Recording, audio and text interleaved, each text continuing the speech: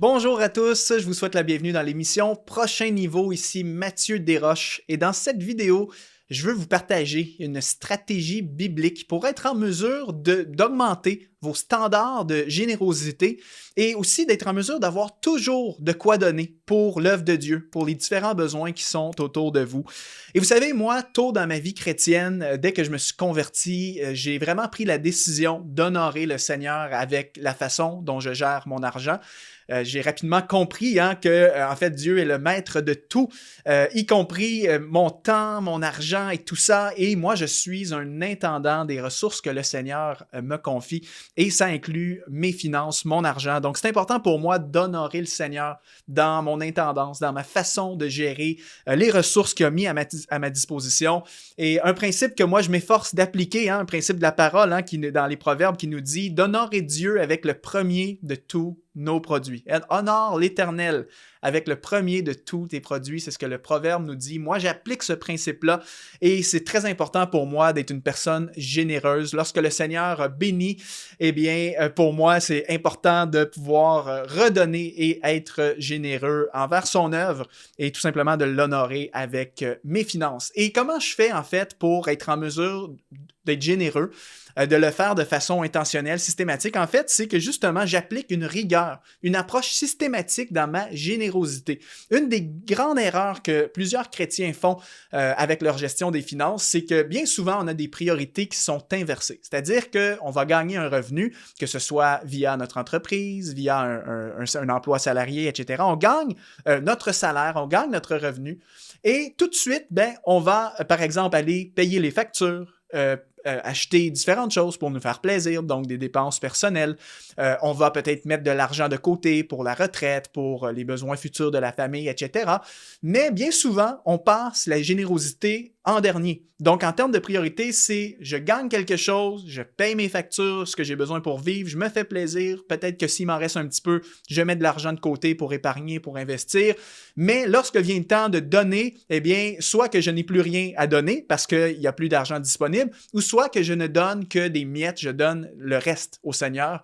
Ce qui est à l'inverse, en fait, du principe qui nous dit d'honorer le Seigneur avec le premier de tous nos produits. En fait, la priorité biblique qu'on devrait avoir lorsqu'il est question de générosité, c'est dès que je reçois une somme quelconque via un salaire, une source de revenus quelconque, eh bien, la première action que je fais avant même de payer les factures, avant même d'investir, de dépenser, de me faire plaisir, c'est d'honorer le Seigneur en mettant de côté évidemment, la part qui lui revient. Et je ne veux pas forcément entrer dans un enseignement sur la dîme ou une question de pourcentage. Pour moi, je mets surtout l'accent sur ce cœur, ce principe qui dit, j'ai reçu du Seigneur, la première chose que je fais, c'est que j'honore l'Éternel avec une part de mes revenus. Et donc, ma clé, moi, pour avoir toujours de quoi donner, eh bien, c'est que j'applique deux choses. Un, j'applique une rigueur, je suis systématique. En fait, j'applique ce que l'apôtre Paul a enseigné aux Corinthiens. Vous savez, dans les Corinthiens, le contexte ici, c'est que l'apôtre Paul effectuait une collecte financière pour les besoins d'implantation d'église pour soutenir des croyants. Et c'est dans 1 Corinthiens au chapitre 16, dans les versets 1 et 2, il est écrit, c'est Paul qui parle, il dit « En ce qui concerne la collecte en faveur des saints, faites vous aussi, comme je l'ai prescrit aux églises de la Galatie, que chacun de vous, le dimanche, mette de côté chez lui ce qu'il pourra en fonction de ses moyens, afin qu'on n'attende pas mon arrivée pour récolter les dons. » L'apôtre Paul ici est en train de donner une directive, un conseil aux chrétiens de cette époque-là sur la façon dont on devrait s'organiser ou gérer notre générosité. L'apôtre Paul dit que chacun de vous, le dimanche, mette de côté chez lui ce qu'il pourra en fonction de ses moyens, afin que quoi? Afin que l'on n'attende pas mon arrivée. Donc, il y a vraiment une question ici d'une approche systématique, d'une approche intentionnelle. Le dimanche, c'est quoi? C'est le premier jour de la semaine.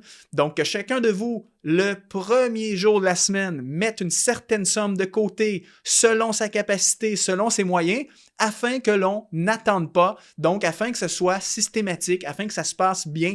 Dès que l'apôtre Paul arrive, les dons sont prêts, il les récolte. Pas de perte de temps à se demander, à fouiller dans le fond de sa bourse à l'époque. Qu'est-ce que je suis capable de donner au Seigneur présentement? C'est non, faites-le d'avance. Planifiez votre générosité. Mettez-la de côté afin que lorsque je viens, tout se passe bien. Donc, c'est vraiment ici, l'apôtre Paul est en train d'enseigner à ces personnes-là, d'appliquer le principe, honore l'Éternel avec le premier de tous tes produits. Dès que tu reçois quelque chose, paf, le premier jour, mets une certaine somme de côté selon tes moyens pour l'œuvre de Dieu. Donc, ma stratégie, la stratégie que je veux vous enseigner, en fait, comprend deux choses.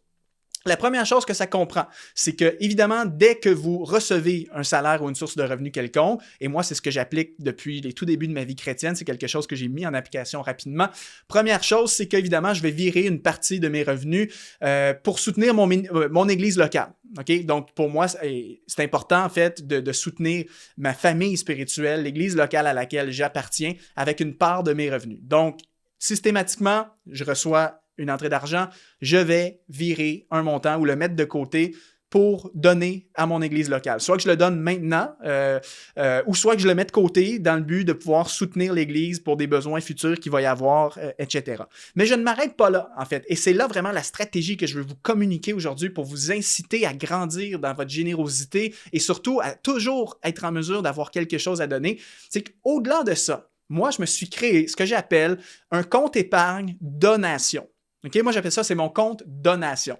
Ce que ça veut dire, c'est que c'est un compte que j'ai créé sur mon compte bancaire. Ça se fait en ligne, évidemment, en mode virtuel. Un compte épargne, c'est gratuit à créer. Vous pouvez faire ça très facilement. Vous ouvrez un compte épargne que vous allez appeler donation. Ce compte-là, en fait, qu'est-ce qu'on va mettre là-dedans? C'est des sommes supplémentaires que vous avez à cœur de donner. Donc, autrement dit, de la même manière que moi, dans la vie, j'épargne pour mes besoins futurs, j'épargne pour des besoins d'urgence, etc. Je vais aussi mettre de l'argent de côté pour investir afin de faire fructifier, évidemment, mon patrimoine et toutes ces choses-là. Mais au-delà de ça, j'épargne pour donner. J'épargne pour donner. C'est un principe qui est très puissant. Donc, je reçois une entrée d'argent quelconque, je vire un montant, évidemment, pour mon église locale, ça se fait systématiquement. Et en plus de ça, il y a une somme excédentaire qui va être virée systématiquement dans mon compte donation. Mon but ici dans cette vidéo, c'est pas de me vanter publiquement de ma générosité. Je veux pas vous parler de combien je donne, de pourcentage, etc.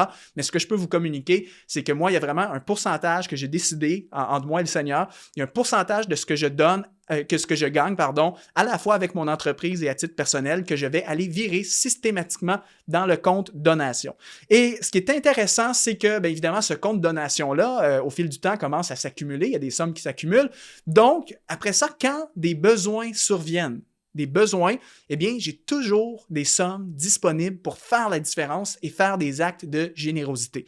Et mon critère ici, et ça, c'est très important, le critère que j'applique avec ce compte donation, c'est que, en fait, l'argent que je vais donner à travers ce compte-là, en fait, c'est uniquement pour des causes qui servent à la mission de l'Évangile, en fait. Donc, c'est uniquement pour des choses qui sont en lien avec la propagation de l'Évangile, tout ce qui est en lien, évidemment, avec faire du bien aux pauvres, implanter des églises, subvenir aux besoins de certains ministères, aimer mon prochain, permettre que la parole de Dieu se répande à un certain endroit. Donc, tout ce qui est en lien avec la cause de l'Évangile, ça se qualifie pour être un don potentiel que je pourrais faire à travers ce compte donation-là. Donc, ce n'est pas un compte que je vais utiliser, par exemple, pour faire des cadeaux aux membres de ma famille, à des amis, pour soutenir des partis politiques, etc. En fait, c'est vraiment compte donation, c'est mon compte royaume de Dieu, donc pour soutenir des besoins quelconques qui pourraient y avoir autour de moi.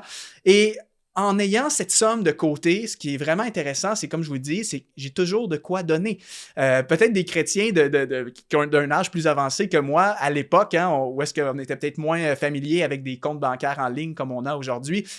Moi, j'ai connu des chrétiens plus âgés que eux autres appliquaient la même stratégie, mais en format physique, c'est-à-dire qu'ils avaient toujours une enveloppe destinée à des dons. Moi, un de mes pères spirituels dans la foi, qui est un homme un peu plus âgé, a toujours dans la pochette de son veston, de son costard, une enveloppe avec un certain nombre de billets. Et pour lui, c'est au-delà de la dîme, de ce qu'il donne pour son église locale, c'est vraiment une somme excédentaire qu'il met dans son enveloppe et il l'a toujours avec lui ou dans sa voiture, partout où il va, il a une enveloppe. Et si le Seigneur lui met à cœur une cause, si le Seigneur met quelqu'un sur sa route et qu'il ressent vraiment une conviction de donner pour bénir la personne, pour faire du bien, pour manifester l'amour de Jésus, eh bien, il va sortir son enveloppe et donner un certain nombre de billets. Moi, ça m'a toujours marqué de voir ça chez mon père spirituel. Mais nous, aujourd'hui, avec évidemment les outils numériques, comme par exemple des comptes de banque en ligne, etc., bien, vous pouvez tout simplement créer dans votre compte, dans votre institution bancaire, un compte épargne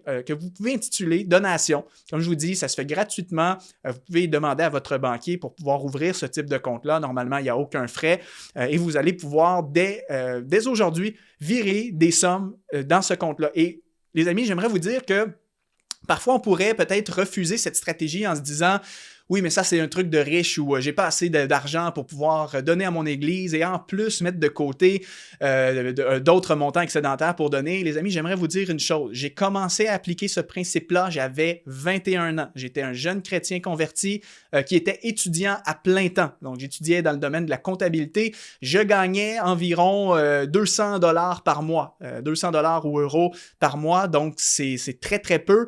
Et pourtant, de mon 200 $, il y avait toujours, moi à l'époque, c'était un 10%, il y avait au moins un 20 $ que j'allais mettre dans ce compte-là. Et je me souviens que même à l'âge de 21 ans, j'étais en mesure parfois de faire des dons. C'était pas des gros dons. Parfois, je donnais un 20 $, un 50 $ ou encore un 100 $ à des causes, à des églises, des ministères, des gens dans le besoin, des frères dans la foi que je voulais bénir.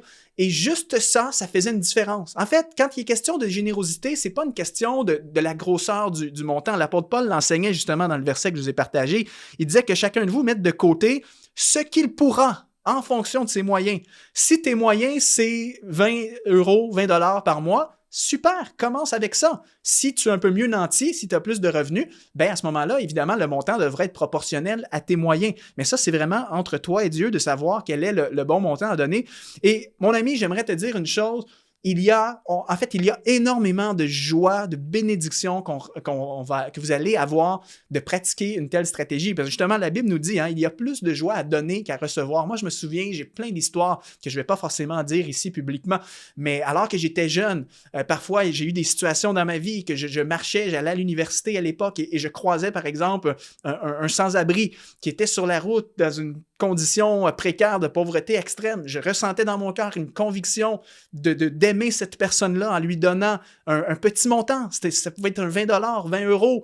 Et le sourire sur cette personne-là, l'amour que je ressentais, la compassion que je ressentais, la joie surnaturelle du Seigneur qui venait dans mon cœur aussi alors que je faisais ce genre d'action-là, les amis, ça vaut beaucoup plus que ce que tu pourrais t'offrir ou t'acheter avec cette somme-là. Je le redis, la joie que tu vas ressentir dans ton cœur et expérimenter alors que tu vas faire preuve de générosité pour bénir des gens, des églises, etc., des gens dans le besoin, cette joie-là va être beaucoup plus grande que tout ce que tu pourrais acheter avec cette même somme. Prenons un chiffre aléatoire. On parle de, disons, 1 000 €. Tu donnes 1 000 €. Peut-être que naturellement, avec ta chair, la réaction naturelle, c'est un petit pincement de cœur de « Ouf, 1 000 €, j'aurais pu me payer un voyage, j'aurais pu m'acheter des vêtements, j'aurais pu investir pour la retraite. » Un petit pincement de cœur. Mais surnaturellement, tu vas avoir une joie et le Seigneur approuve aussi ce cœur qui est généreux et le Seigneur va te rendre au centuple de différentes façons ce que tu auras donné. Ce ne sera pas toujours des bénédictions instantanées, des bénédictions matérielles. Et évidemment, on ne donne pas juste pour recevoir la bénédiction. Mais le Seigneur, dans sa bonté, redonne toujours à celui qui l'honore, à celui qui donne. Il va te le redonner en bénédiction spirituelle, par une paix dans ton cœur, une joie, un amour pour lui qui va grandir, etc. Et parfois aussi, à travers des bénédictions matérielles que le Seigneur va permettre dans ton travail, alors que tu es un homme, une femme généreux, généreuse, le Seigneur peut, d'une façon surnaturelle, bénir ton travail, bénir ton entreprise, ouvrir des promotions. Parce que vous savez, dans Deutéronome 28, les bénédictions qui accompagnent ceux qui obéissent à l'Éternel, le Seigneur est fidèle à sa parole. Lorsqu'on met en pratique sa parole, lorsqu'on l'obéit, lorsqu'on est plus attaché à Dieu qu'à notre argent ou nos possessions matérielles, on se positionne pour recevoir des bénédictions en tout genre que le Seigneur voudrait nous communiquer. Alors les amis, le but de cette vidéo, c'est simplement de vous inciter à de belles œuvres. La Bible dit ça, incitez-vous à de belles œuvres. Je vous incite aujourd'hui à grandir dans votre générosité parce qu'il y a beaucoup plus de joie à donner qu'à recevoir. Peut-être que présentement, vous avez un certain standard de générosité. Vous honorez peut-être déjà le Seigneur en donnant pour votre église locale. Et si le Seigneur vous appelait à augmenter vos standards de générosité aujourd'hui, et si le Seigneur vous appelait à ouvrir ce compte donation et à commencer à épargner systématiquement chaque semaine un petit montant selon vos moyens pour pouvoir donner, pourvoir à des besoins futurs, les amis, ça va être une grande bénédiction pour vous et vous allez également être une bénédiction pour les gens autour de vous alors que vous allez pouvoir bénir et subvenir à différents besoins. Alors, j'espère que vous avez apprécié cette vidéo. Si la stratégie vous parle, si vous avez envie de la mettre en pratique, laissez-moi un commentaire. Ça va me faire vraiment plaisir de vous lire. Alors, sur YouTube, vous pouvez commenter. Dites-moi, oui, Mathieu, je vais ouvrir mon compte donation et je veux commencer à mettre de côté un montant supplémentaire pour donner plus et faire la différence. Laissez-moi un commentaire. Et si vous voulez apprendre à mieux gérer vos finances d'après les standards bibliques de la parole de Dieu, allez vous inscrire à notre formation gratuite qui s'intitule « Cette année, j'exponentialise mes finances ». Je vous dévoile dans cette formation gratuite toute une méthode systématique pour en fait gérer vos finances de la bonne façon, pour pouvoir donner, appliquer la stratégie du compte donation, avoir de quoi pour épargner, pour investir. On vous enseigne tout ça dans cette formation gratuite. Alors, si vous ne l'avez toujours pas écouté, allez vous inscrire. Et moi, sur ce, je vous laisse là-dessus et on se revoit très bientôt dans l'émission Prochain Niveau.